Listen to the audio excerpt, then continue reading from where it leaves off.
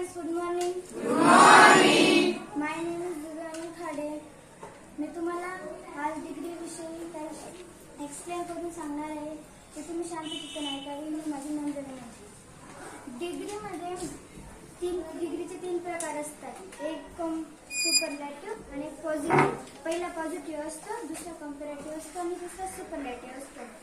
आणि पॉझिटिव्ह मध्ये जर आपण कोणाला म्हणते की ही मुलगी चांगली आहे, त्या ठिकाणी पॉझिटिव्ह वापरले जातं. आणि जर आपण म्हणलं ह्या मुलगीपेक्षा ही मुलगी चांगली, आपण त्याची तुलना केली म्हणून त्याला कंपॅरेटिव्ह हे वापरले जातं. आणि सुपरलॅटिव्ह मध्ये त्याला न दर्शवता न तुलना करता डायरेक्ट आपण त्याला सांगितलं की हा सर्वात हुशार आहे, सर्वात चांगला आहे, तर त्या ठिकाणी सुपरलॅटिव्ह वापरले जातं. मग सुपरलॅटिव्ह मध्ये आणि कंपॅरेटिव्ह मध्ये ER आणि ST केव्हा येतं?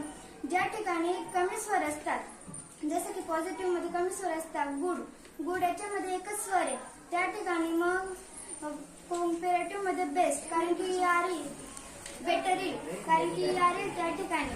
आणि जर सुपरलॅटिव्ह मध्ये बेस्ट आलं तर EST आला, कारण की त्याच्यामध्ये कमी स्वर आहे, त्याच्यामुळे ते दर्शवतात. आणि जर पॉझिटिव्ह मध्ये 3पेक्षा किंवा 2पेक्षा जास्त स्वर आले, जसं की पॉवरफुल मध्ये 3 किंवा 2 स्वर आहे, जर ते आले तर कंपॅरेटिव्ह मध्ये मोर येईल आणि सुपरलॅटिव्ह मध्ये मोस्ट येईल.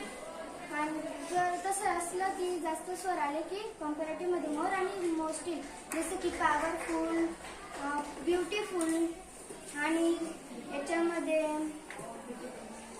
डिफिकल्ट त्याचे असं असतं. क्लॅप.